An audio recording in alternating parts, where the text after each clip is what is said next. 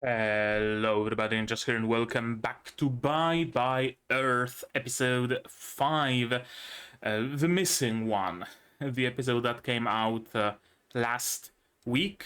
Yeah, last week, but I was visiting my family over the weekend, and this came out over the weekend, and I had no opportunity and no possibility to record it back then. But now we are here. We are here with episode 5, and I'm gonna probably record episode 6 as well at the same time, so that we are up to date with it. But yeah, here we are, episode 5. What happened in the previous episode?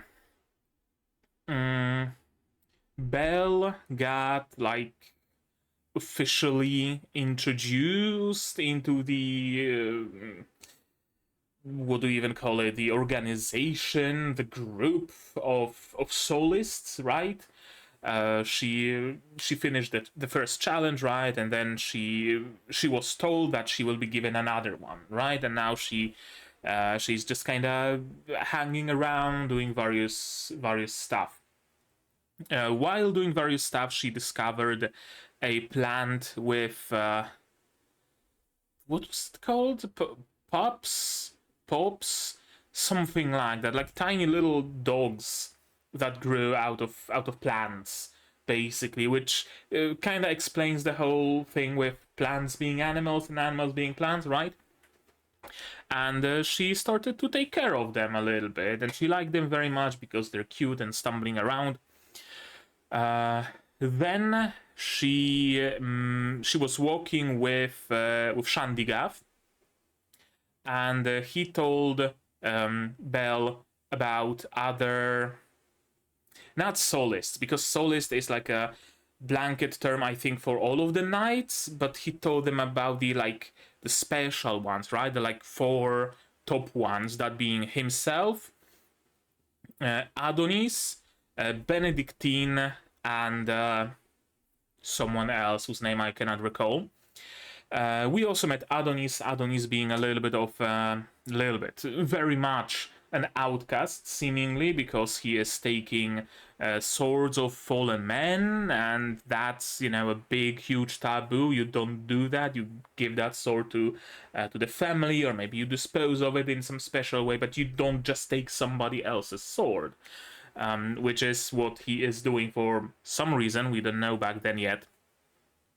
Then Belle is back to the dogs and notices that there are the good solists just killing them and also bullying Adonis all the while, because Adonis wanted to protect the pups, and he was jumped by other good solists.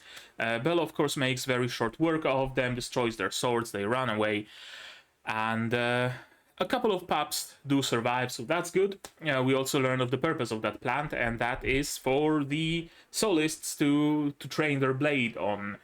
There is some, I don't know, some magical thing, I guess, where your blade killing a living being strengthens that blade somehow. We already had a little bit of that with the evil solists trying to kill Kitty the Nothing, and saying that, smothering my blade with its blood will make it more powerful, or whatever was the line. So another interesting tidbit of knowledge that we got. Then Belle got to visit Adonis's place.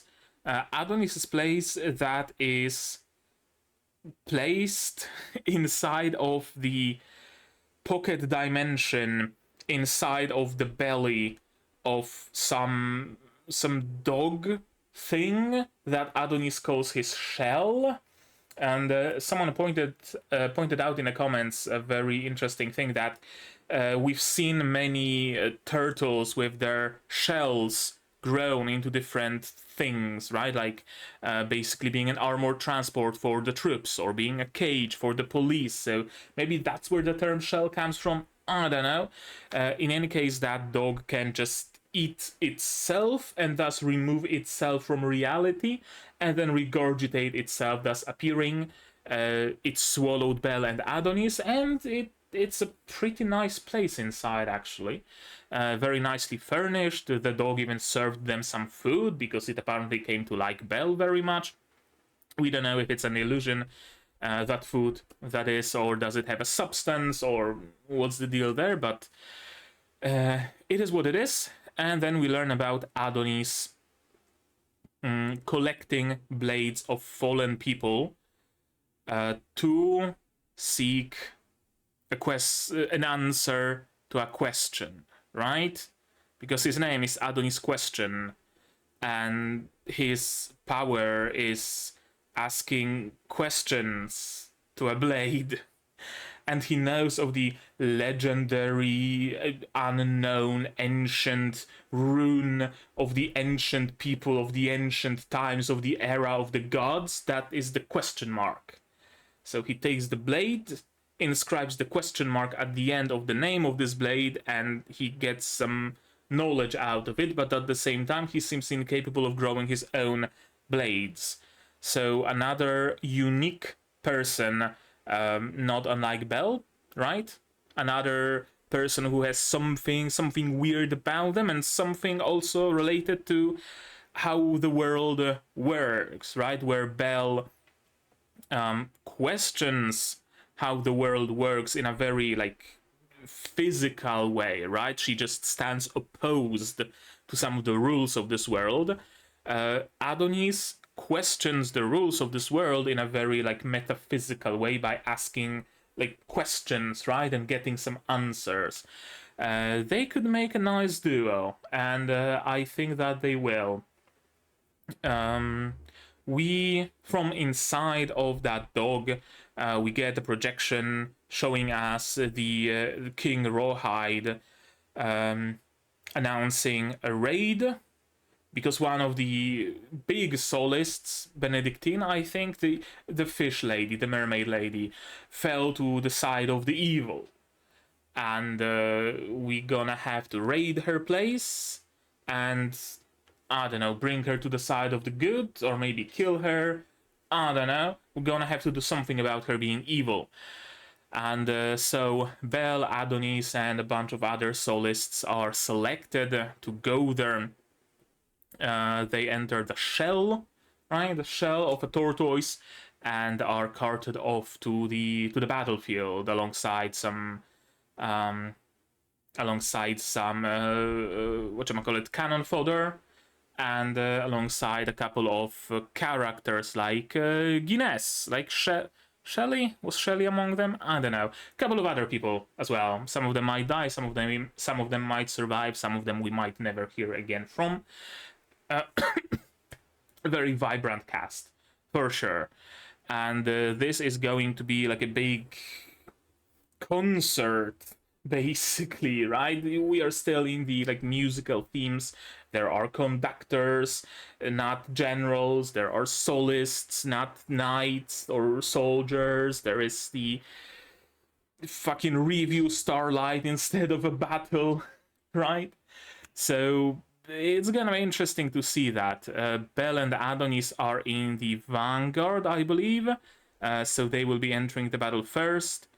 And yeah, we'll see where it goes, I guess. What do I expect from today's episode? I don't know, really. I kind of learned to not expect things of this show because legitimately anything can happen. Wouldn't surprise me if the mermaid lady turned out to actually be good, and it turns out that the good actually is bad and the bad is actually good. Wouldn't surprise me if she found a third way, maybe. Wouldn't surprise me if she was King Rawhide in disguise. Wouldn't surprise me if seeing her triggered some memory in Adonis. Wouldn't surprise me if she merged with Belle Fusion Ha style. Literally anything can happen. Quite literally anything. We're gonna see a battle. I think that much is for sure. And besides that, I've no fucking clue. So how about we just watch this episode and see, right? Shall we? To do that, you will need your subs, of course, to follow along with me. Reset to 00 ideally. I'm gonna need my sound to hear what's going on in the show. And I'm gonna have to ask you guys for support the channel if you want monetarily on Patreon, YouTube down below, or not. Share my content, spread the word, it costs you nothing and helps a lot. And with that, we can start watching episode 5 of Bye Bye Earth in 3, 2, 1, go. siege soldiers.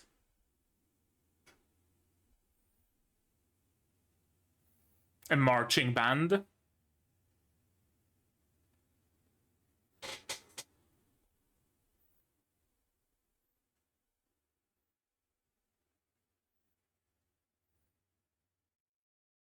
Only some of them are playing instruments, curiously.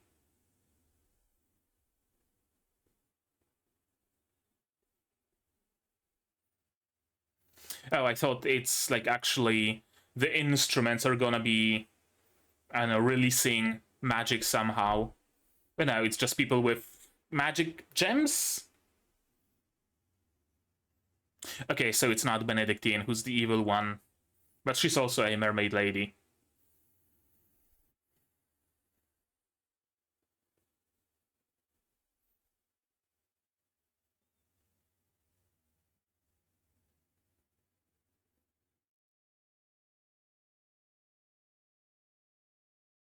Probably.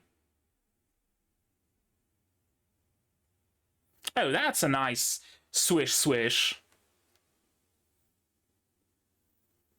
A spider. An animal or a plant? Salt water again?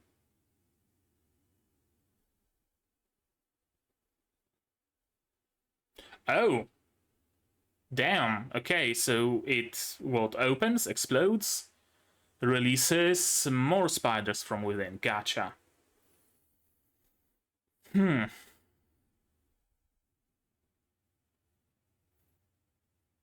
I think I'm just gonna focus on absorbing what I'm seeing. Instead of necessarily trying to comprehend it.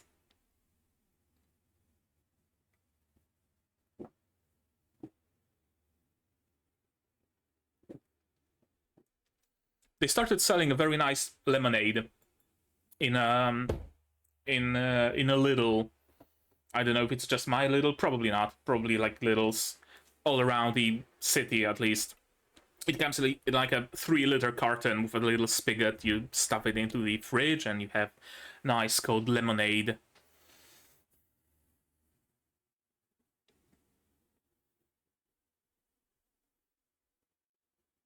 Okay, that was the dog that Adonis has. Is it also gonna take part in battle?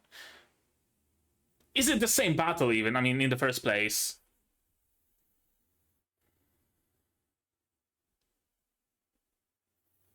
Also, I just noticed we still don't know the episode count, which really makes me believe it's at least 24.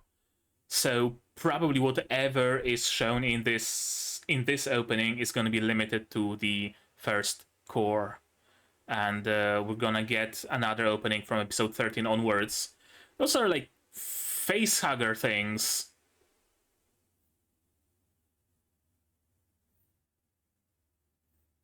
And the words are going out because people are losing concentration, I'm assuming. Yeah, they're losing focus. Words went out and it was just a distraction. And here's our actual enemy. Hiding. Spidey senses.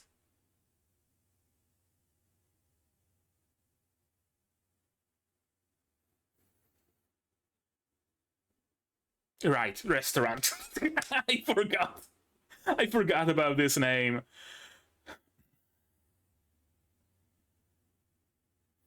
That's also a very nice sword.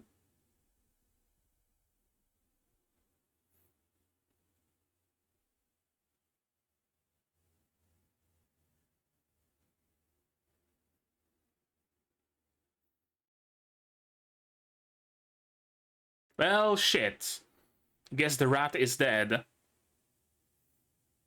I was sure Adonis is gonna be able to stop the sword. Tiziano. Wasn't there like a important historical figure? It might have been like a Greek philosopher named Tiziano or Tizian, something like that. Pretty sure about that. I'm gonna Google that if I remember by the end of the episode. Whomst? Yeah, very good question.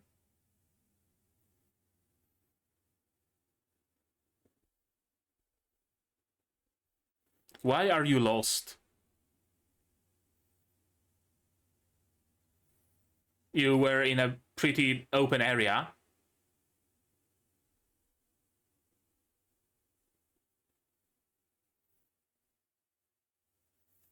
The fuck do you mean?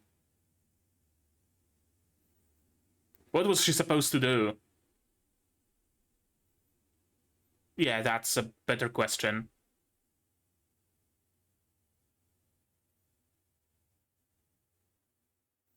Oh? What's up?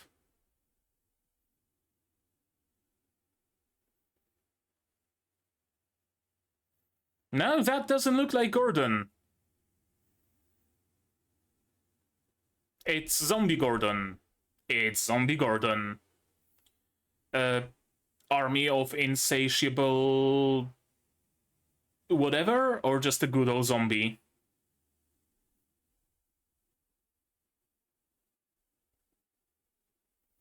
Just a good old zombie then. Probably. I don't know. Hey! Like, good on her! Actually. I mean, actually a decent reaction. She did not freeze. She just went straight to eliminating the danger. Yeah, she's gonna be useful to have around, isn't she?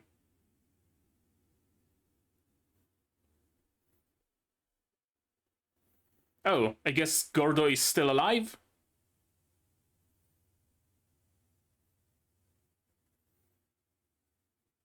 Huh?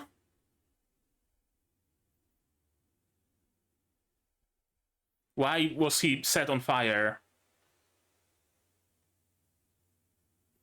Yeah, because he's not a person. He's just an animated corpse, I assume. Kitty? Hello, Kitty.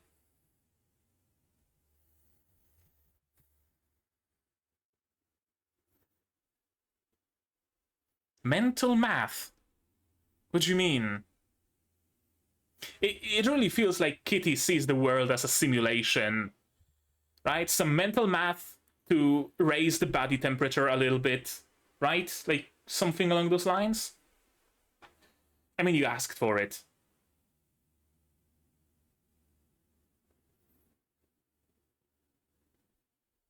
You still have your bow, though.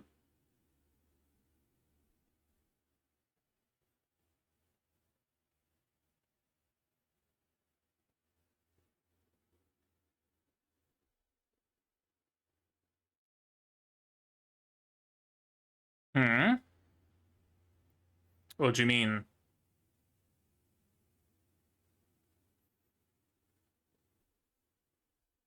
Oh, interesting. So she, like, legitimately cannot, like, live without Gordon, right? Because her. Yeah, okay. Interesting.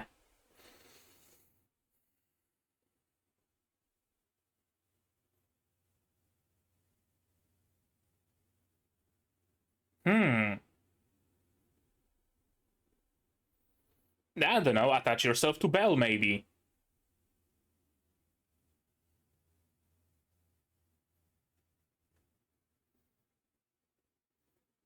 Yep. That's probably attachment magic or parasitic mental link or whatever she's doing. Hello, Guinness. And a scribe or whatever he's called. What's left of him, yeah.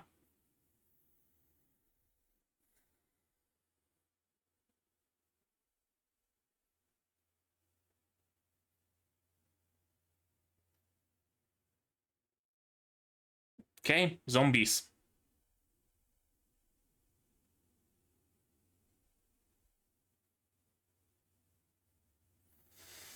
Would a soul mermaid have enough power to do that? Somehow I doubt that. Oh, instant personality shift. Instantly became like Belle. Just straight, no nonsense.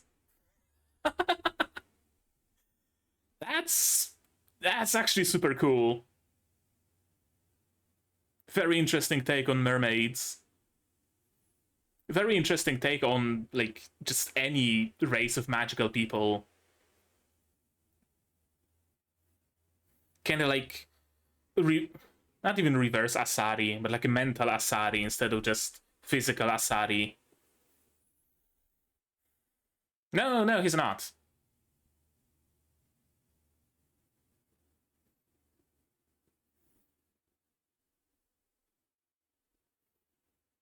Not many, seemingly.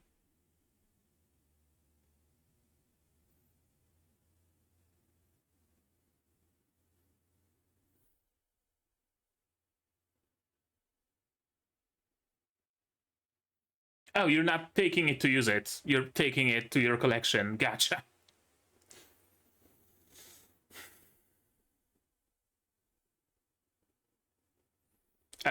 King Rawhide, maybe.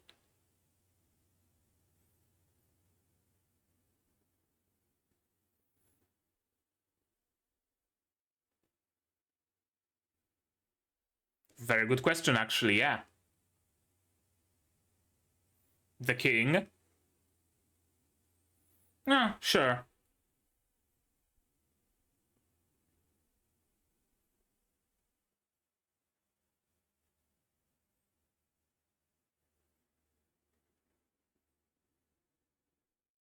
Sure.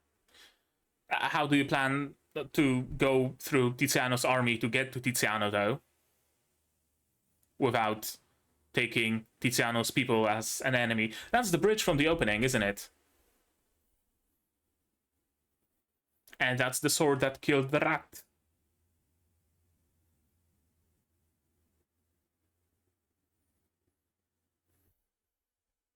Is it the water that's creating zombies?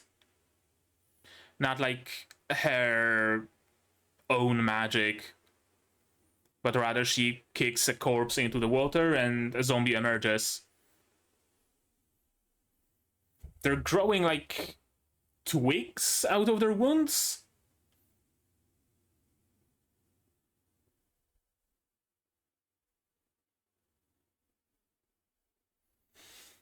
She's playing the king. Yeah. Battles between good and evil are done for the gods' amusement, so she's also creating a fight like that for her own amusement. Huh.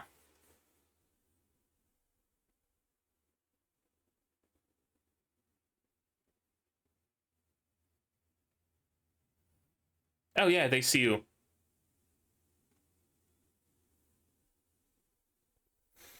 Well, she changed immediately. Oh, that's the slaver, isn't it? Or is it a different Bugman?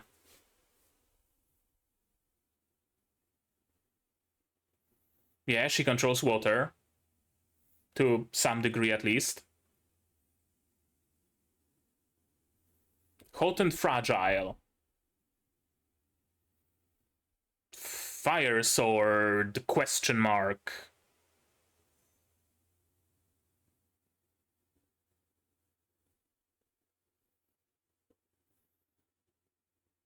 Apparently, yeah. Which explains why he's trying to amass a whole collection of them.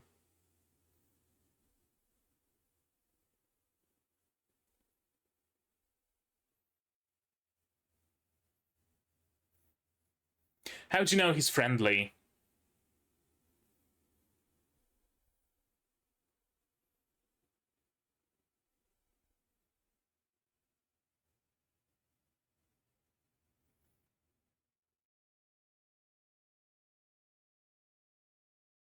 Hmm.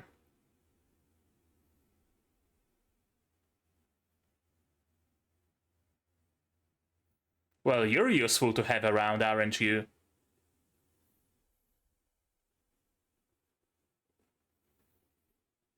Yeah, the slavers. Yep.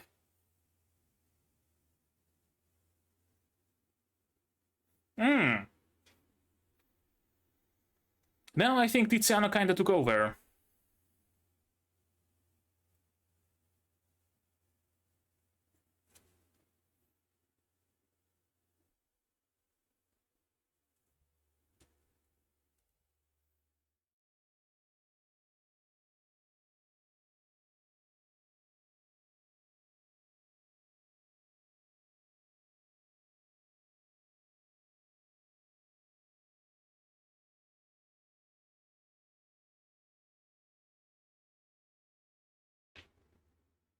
Yeah, very good question.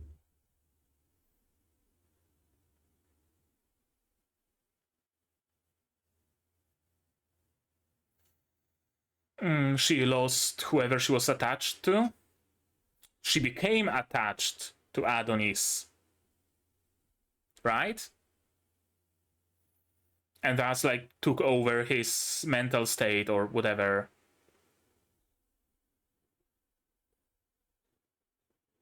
What do you mean, another man? Oh, gotcha. Yeah, makes sense. Yeah, she reacted like Benedictine reacted to Gordo's death, but like more, you know.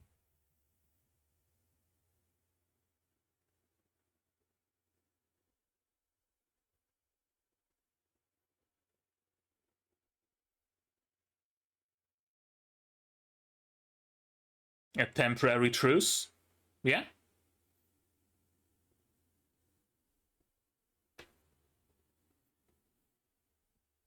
Yeah, what reason would they have to do that? True. Or they could have just left you for dead.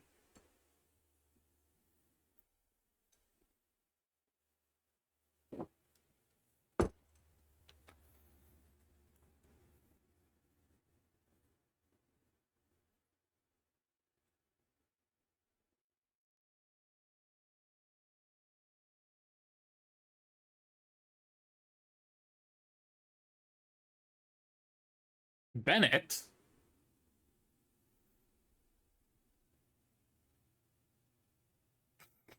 Yeah, that doesn't work. That one does not work.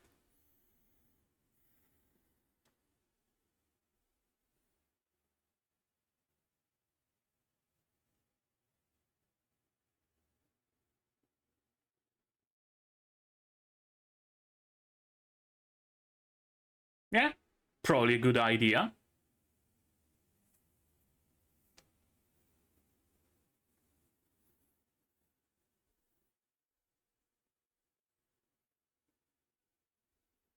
Hmm.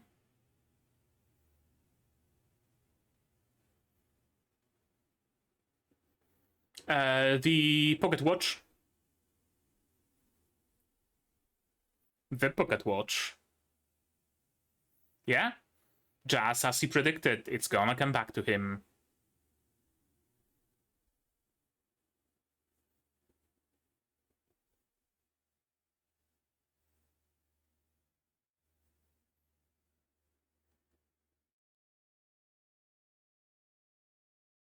Yeah, you were walking around with a notebook and a fountain pen.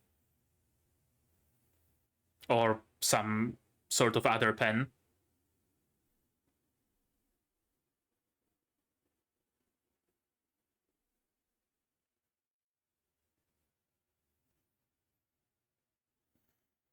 But you also gotta play to people's strengths, and he doesn't know you, so. Oh, he actually has like sheep eyes, like horizontal pupils. Good detail.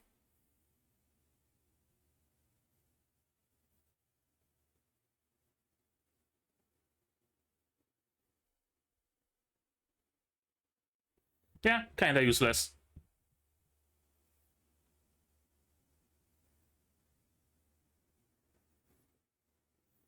Okay, let's break the chain and take off your mask then.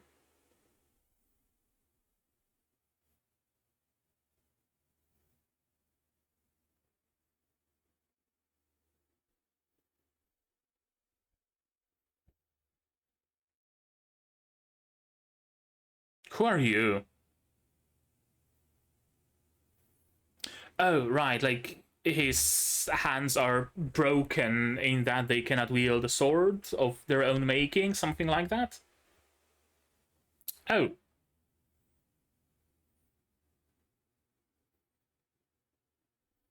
Hmm. Or he was born to an underdog and deemed to be a top dog. Why are you with the underdogs then?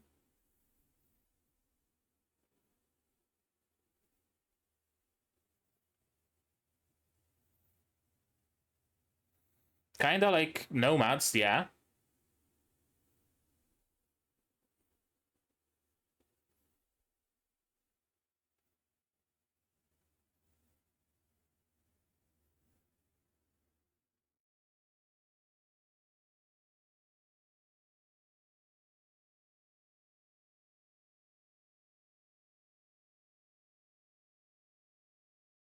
Hmm. Does, like, maybe the script itself have power in a way? Right? Like, if the script itself is good, you get basically a buff to whatever role you have in battle, something like that, maybe? Wouldn't surprise me. Wouldn't surprise me. Hmm. Okay. So we got a like whole new team essentially established. Yeah, I was way too orange all throughout the video, I just noticed. Oh well. Hmm.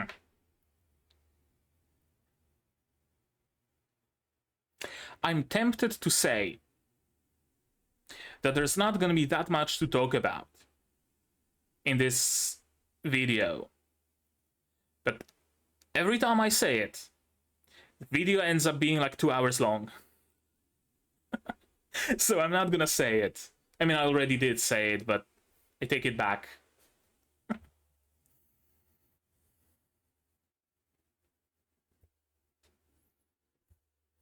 I'm gonna preemptively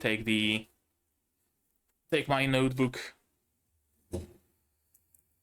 because I feel there's gonna be some noting down to do.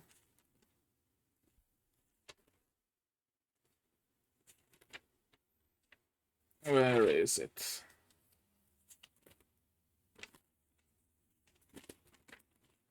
Good thing Bye Bye Earth is like the last position in my notebook. I'm not gonna have to like count my pages. Concerto in a land where death blooms. Alright, then let's watch this one again, shall we? The answer is, as always, yes, we shall. A marching band. And it seems like Guinness already is taking the role of a libretto, was it? Right, with the pen and the notebook, everybody else has either a weapon or an instrument. He alone seems to not have them. Directors give us light and now water. They're using crystals to cast their magic, which is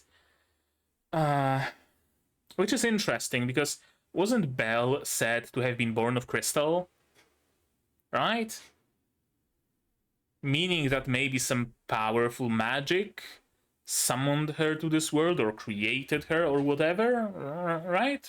Maybe something like that. Casting a lot of wards around them. Spider, very easily defeated. And many spiders inside of it, which is a problem. And it distracts the people who have cast the magic. I would assume that you have to like keep the magic up, like, you know, focus on it, and when you lose focus, the magic just fizzles out. Also, I just noticed the magic circles are notes. Yeah, they're like a, you know, the five, whatever you call it, five line. I don't know, with a bunch of notes and like divisions and stuff. Yeah, that's musical notation. So even magic has to do with music, which is very interesting because we have learned of the role of music like relatively recently. Only when Belle arrived to the city, to the capital, did we learn how meaningful music is.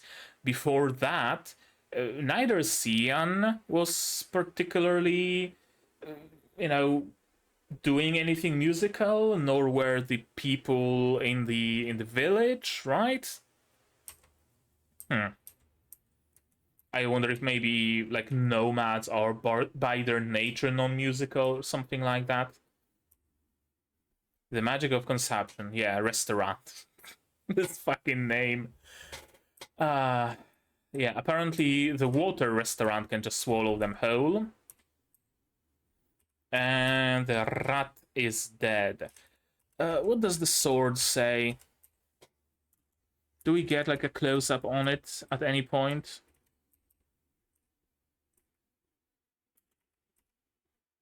Not really. Here, like... Legna? Lekna? Tekna? Fekna? Fegna? Legna. Yeah, I think it says Legna. So whatever that means, that's the sword. We can stay there, and that's why it's better to just get lost in the cave. Apparently, none of, you know, let's stick together. No, none of that. Just spread out gang. Scooby goes with Shaggy.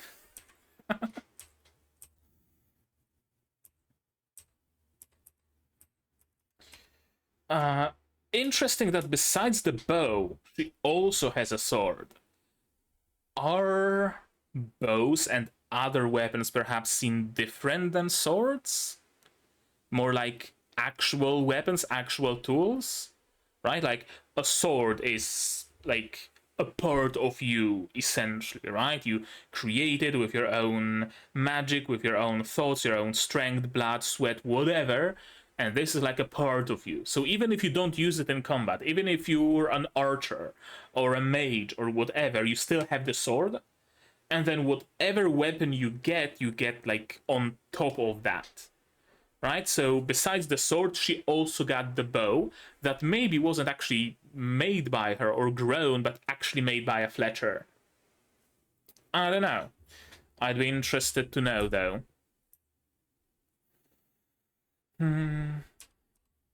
Yeah, she is actually breaking. And immediately changes her demeanor when she sees Gordon. Very, very interesting just thing to, very interesting trait to give to a race of magical people. They get attached to a person like a mental parasite, and their mind gets completely broken whenever they don't have that person. And they take some of the traits of the person they get attached to. Really fucking cool. I really like that. I really do. Unable to cut it, but thankfully, Kitty all saves the day. One hell of a trick, not trick, just magic. Or bit of mental math. Whatever the fuck is that supposed to mean?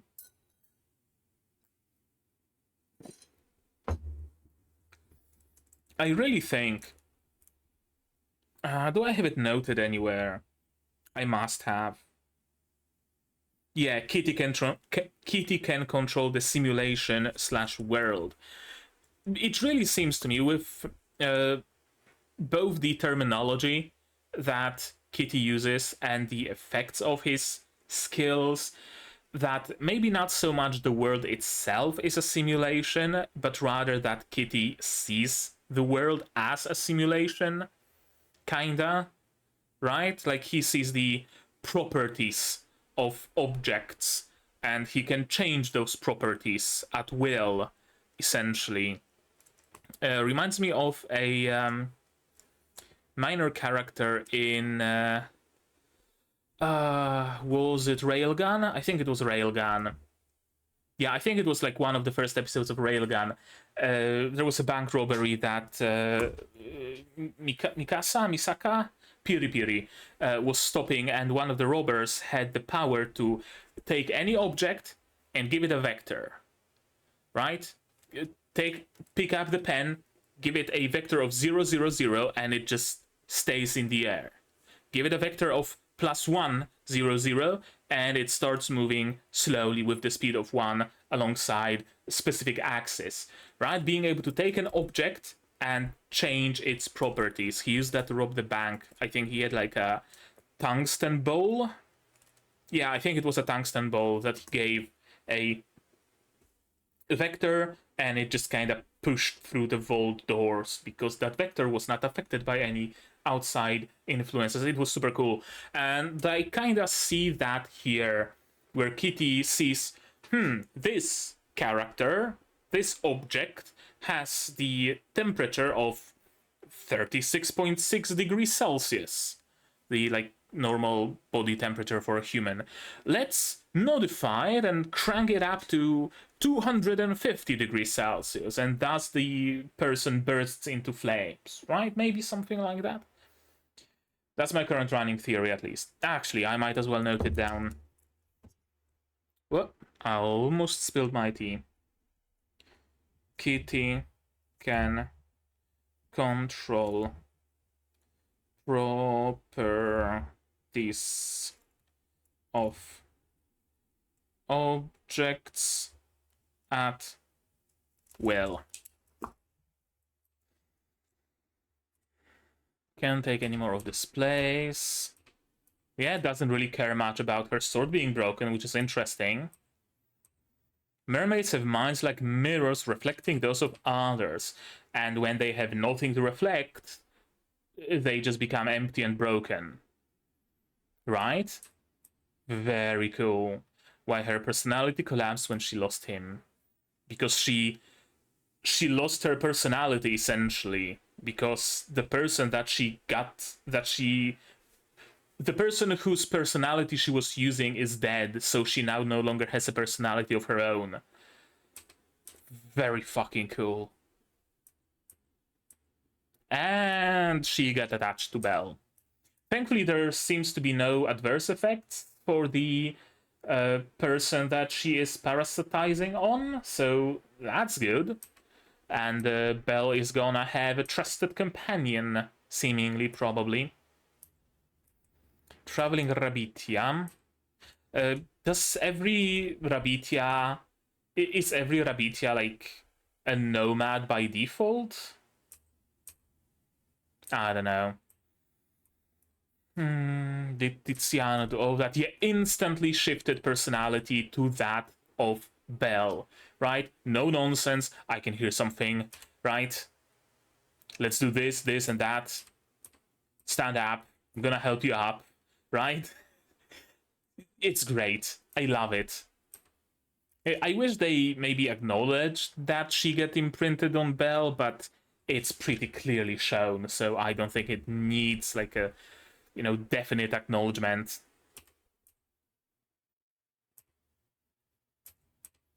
Adonis.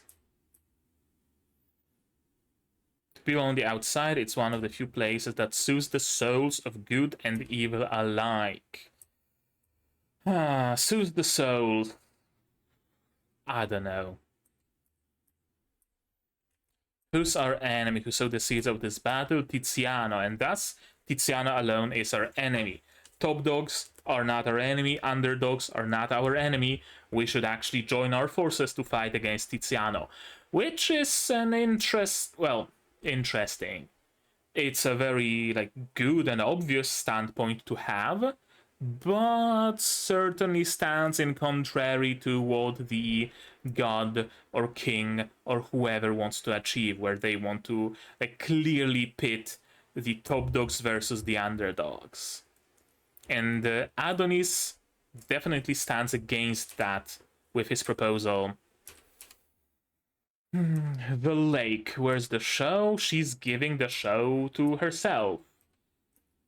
Yeah, there definitely are branches growing out of their wounds, which really tells me that weapons remain wood in a way, right? Like when you grow your sword, it doesn't magically turn into steel, it stays as wood.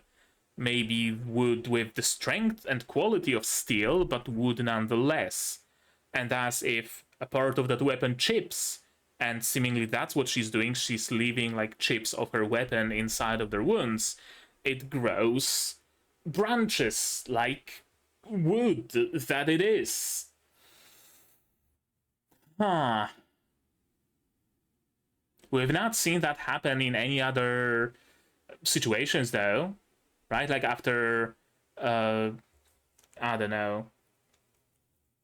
Belle can't really slash any people, so that doesn't work here, but yeah, we don't really see branches like that growing out of anybody's wounds. Do you have to like consciously leave pieces of your weapon in the wounds or what? Recreating a battle of good and evil. Yeah, because this is the privilege of the god, watching the battle between good and evil, and she wants to be a god, and so she watches the battle of good and evil. I wonder if she might be imprinted on the god? That would be interesting, wouldn't it? It looks more like... yeah, kinda like that, except those are like clear runes, and this is just generic random red glow. So, but yeah, blue and red, of course, good and evil, obvious imagery here. Embedding shards of her sword in their bodies, yeah. Oh, that's a big change to her. She gets sharp teeth, and then she like becomes a very witchy friend, apparently. Yeah, more branches. Sorebrek? Question mark? Sorebrek? Sorebrek, like sword break? I'm probably going too far with it. Something hot and fragile. Hot, okay, sure, I get that. Wood is growing out of their wounds. Wood burns. Wood also get wood. Fire also destroys corpses entirely. You can't resurrect ashes, so it makes sense that he would be using fire in fight. Why fragile? I don't know. He only thinks about efficiently taking down his foes, the polar opposite of me. I wouldn't say so. And the swords break.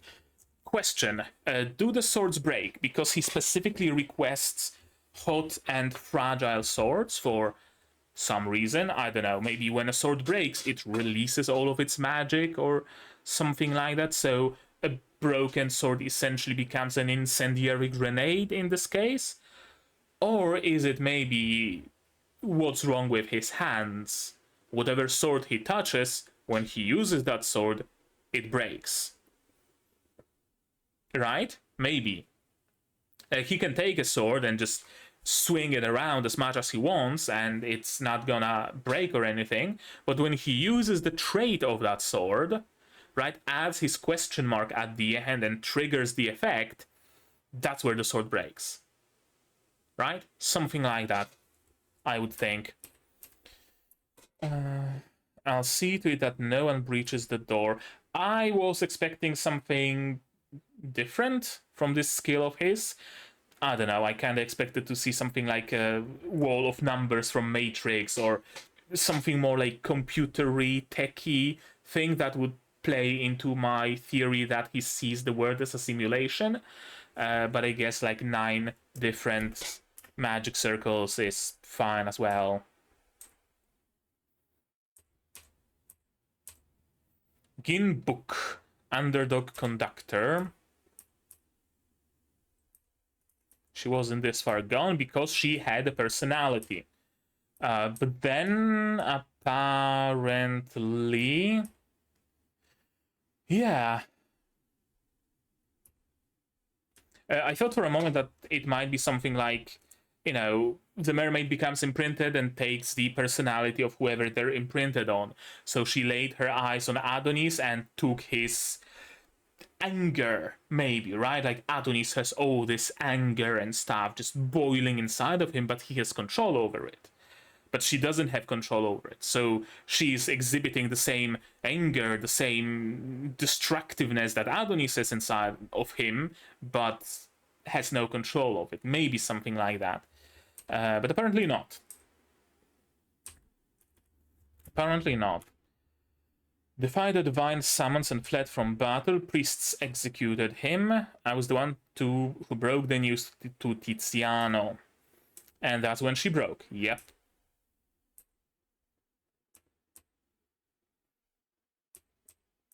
Yeah, we gotta work together. I mean, that's the only way. Interesting that the underdogs seemingly have no problem with it. Right? It really seems like the Empire and the rebels are being the underdogs and the real good guys, while the Empire is big and prosperous and kind of utopian but has that dark underbelly, those dark undertones, right? Kind of sort of like that, where the not bottom dogs, underdogs are willing to do anything for survival, are willing to side with the top dogs even if it benefits them, but the top dogs are like, no, underdogs, no, you stink, right? Interesting.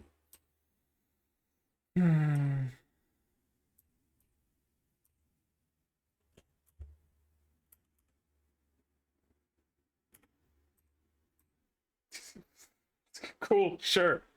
I'm glad you got a moment to share between you two. He's gonna be a conductor. Kitty is the director. Apparently nomads are neither good or evil. Interesting. Yeah, that's his watch. He's gonna be the libretto. That's your job, but I thought I'd better take requests beforehand. I mean, yeah, it's actually, like, smart, dare I say? Trying to make everyone happy is how you wound up with a formation so easy to break. Just write it how you want. Which is another thing in this world that, you know, doesn't make sense, dare I say, right? Stands opposed to reason, maybe? Because the reasonable thing would be to learn the strengths and weaknesses of the people he's going to be writing a strategy for, right? If he doesn't know that Mist and the other girl are, I don't know, very fast and they can vanish instantly, he won't know to use those abilities of theirs, right? That would be smart. That would be the obvious thing to do. But this is reversed.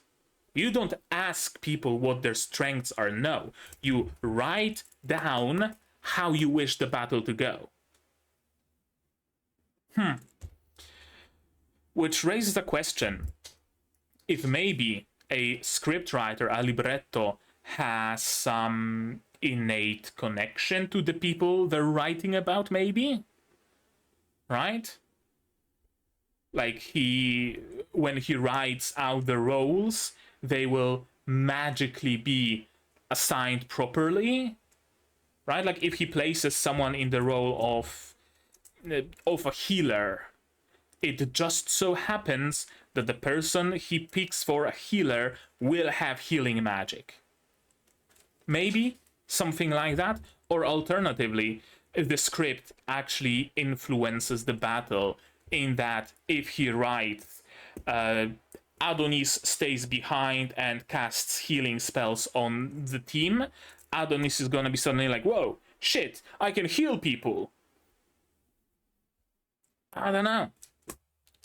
I don't know, it stands opposed to reason, and yet it works for some godforsaken reason. You just watch, yeah. Priests may not wield our swords, while I wear the mask and chain I am a soloist and yet not. Break the chain, take off the mask. I mean, simple solution, really. Even the sacred ashes couldn't fix them after all. So I'm assuming his hands are cursed to break any sword they come into contact with. Something along those lines, probably. Yeah, he's not an evil soloist. He's unaffiliated. Formation. Tom Collins, outsider. John Collins, outsider. Adonis the Question, top dog. Sandy Collins, outsider. They are the right flank. Belle Lablac, top dog. Benedictine, top dog. Mist, underdog. Toddy, underdog. Cloud, underdog. Solists, left flank. This looks like a fucking PvP game. The match is done, and and the like winning team strikes poses on the winning screen.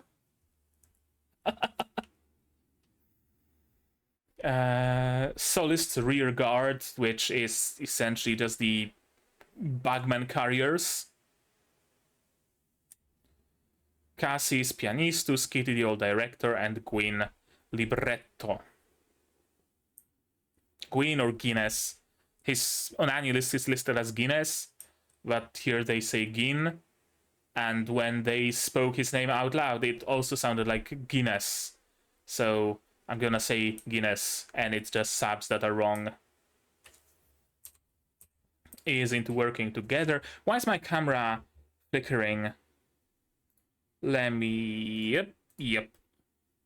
There we go. That will hopefully fix it.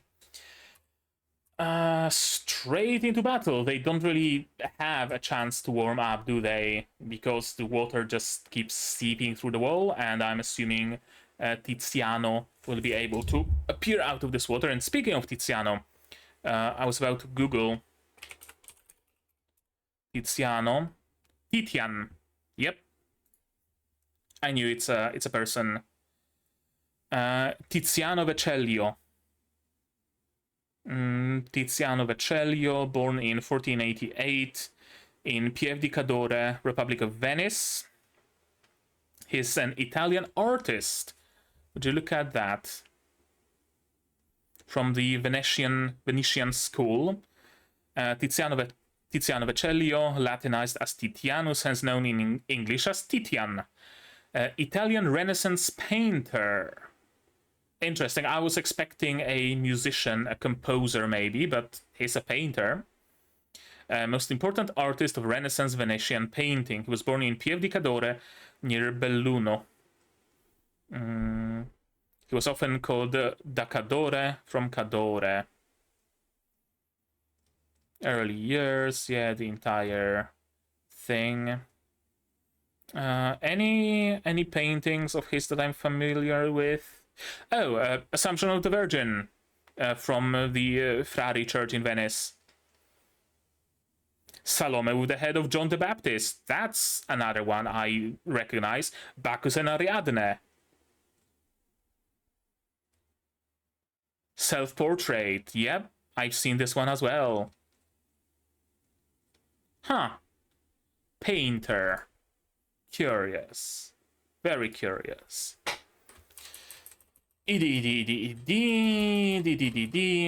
Preview, fight, the art of word inversion. I believe in you. Concerto in a land where death blooms. That's a title and a half, ain't it? Oh.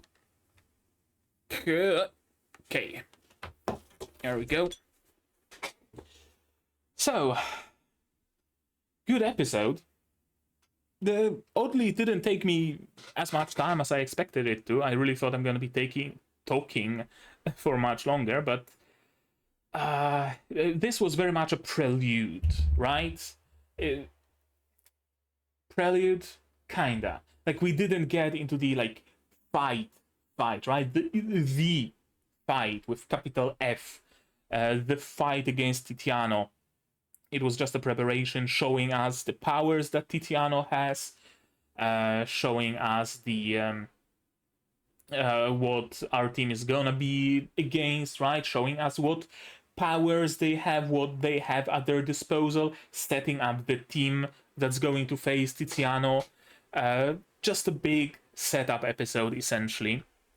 It gave us some really interesting things lore-wise as well, right? It gave us a little bit more insight into Adonis's powers, gave us a little bit more insight into Belle's powers, I guess, because she was able to cut down the zombie without problem. So zombies don't count as living beings, so her limitation, her curse, seems to have strictly to do with living beings, right? That's going to be useful to know. Living and probably sapient as well. She was able to fight... Was she fighting monsters at any point? I'm actually not sure. I actually can't remember. Could be that she wasn't. Well, we'll see. We'll see in the future, of course. It gave us very fucking cool tidbit about the mermaids. I really like it. I'm not sure why mermaids specifically, instead of creating some sort of, I don't know, imaginary race of maybe leech girls or something like that, right? That would be topical to the being a parasite and whatnot. But apparently it's mermaids. It ultimately doesn't really matter which race it would be. It could very well have been the bird people or the elves or whatever, right? But I really like the idea of a race of magical people who just attach themselves to someone and take their personality. Not even take, more like clone or copy. And if they are not attached to anybody, they just freak the fuck out because they have no personality of their own. That's so fucking cool. Probably my favorite thing in this entire episode. Yeah, that was dope. That was really freaking dope. So, yeah, I wonder where we're gonna go with episode 6. I'm gonna grab myself something to drink, maybe another glass of the lemonade, and I'm gonna watch episode 6 in a single sitting. You're probably gonna see those episodes released slightly offset. I usually release episodes at either 3:30 or 5, so this one's probably gonna go up at 3:30 and episode 6 is gonna go at 5. So an hour and a half after this one goes out, you're gonna have the next episode ready to watch. Yeah, probably how I'm gonna do it. But right now, that's gonna be it from me for episode 5, and I'm curious to hear from you now. What did you think of this episode, of my reaction, my theories, stuff like that? Say so all about it in the comments down below. No spoilers, please, I beg of you. Spoilers can go to my Discord, of course. Like this video if you liked it, subscribe to be notified of future videos, not only Bye Bye Earth, but also Spice and Wolf, Wistoria, QA Isekai, Shikkaku, plenty others coming in the future. Click the bell to be notified of when those videos go out and when I go live, because I stream sometimes. Support the channel if you want monetarily on Patreon or YouTube down below. On Patreon, for $10 a month you get early access to non-seasonal shows, and for just $1 you get a role on the Discord and a place in the credits. You can also support me directly on YouTube through membership, super thanks, super chats, and if you don't want to spend any money whatsoever, you don't have to. Share my content, spread the word, it costs absolutely nothing and helps the channel a lot. And now, with all of that out of the way, that's gonna be it from me for today. So as always, you guys do all the good stuff, and I'm gonna see you in the next one. Cheers! And here's my one for Patreons: QB, Without an Edze, Rene, Yukiala, Chibi Bro, Dr. Watakamas, Marsh, Fassel, and Hans Peter. And you can join them if you want without having to raise the dead.